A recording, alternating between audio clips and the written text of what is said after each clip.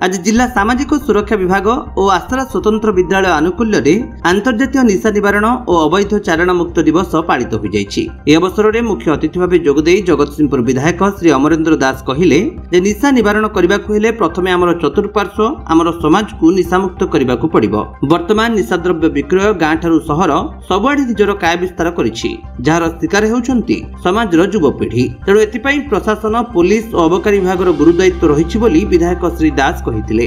सरकारक तरफरु खोला जाउथबा निशा मुक्ति केन्द्र रे निशा कबळरू मुक्त होई फेरिया परे जे परिवेश रे पुनर्बार व्यक्तिटी पाद रखुछि सेही परिवेश को न सुधारिले आज दिवसर महत्व केवल वाक्य रे सीमित होई रहिजो बोली श्री दास कहिथिले एवं एथिपाई समस्तंकर सहयोग कामना करिथिले। जगतसिंहपुर जिला को निशा मुक्त करी जिल्लार सामाजिक अर्थनैतिक अभिवृद्धि पई संकल्प नेबाकू विधायक समस्तंकु आह्वान देइथिले। सम्मानित अतिथि भाबे जोगदेई जिला सूचना और लोक संपर्क अधिकारी श्री कामिनी रंजन पट्टनायक निशामुक्त समाज सुस्थ विकसित राष्ट्र गठन में सहायक बोली कहिथिले। आसरा भिन्नक्षम स्वतंत्र विद्यालय संपादक श्री अजय कुमार खुंटिया विद्यालय अंतेवासी मानक समस्या को बुझी सेमानंकु शिक्षार रास्ता देखाई समाजर मुख्य स्रोत रे शामिल करिवा पई समस्तंकर सहयोग कामना करथिले। आजिर पिला कालीर भविष्यत, तेणु सेमानंकु निशा परि शत्रु कबळर रक्षा करिवा आवश्यक बोली से कहिथिले। अन्य सम्मानित अतिथि भाबे जिला संस्कृति अधिकारी श्री दिलीप कुमार जेना सचेतनता और कार्यानुष्ठान माध्यम निशारूपक राक्षस को दूरीभूत करिहेउ बोली कहिथिले। ए समारोह रे जोगदेई उपखंड सूचना और लोक संपर्क अधिकारी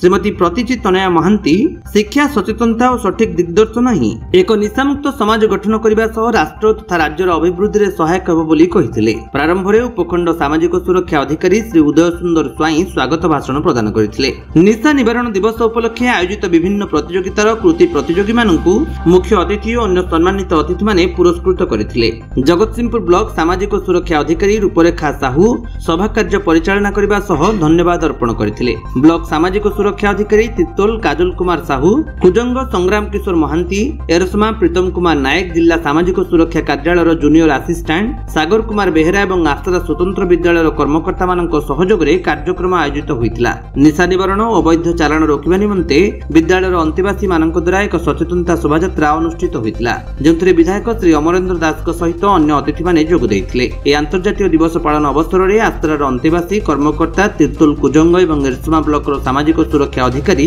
गणमाध्यम प्रतिनिधि प्रमुख जोग दैथिले। जगतसिंहपुर राकेश कुमार राय रिपोर्ट, विश्व विजयी न्यूज ओडिशा।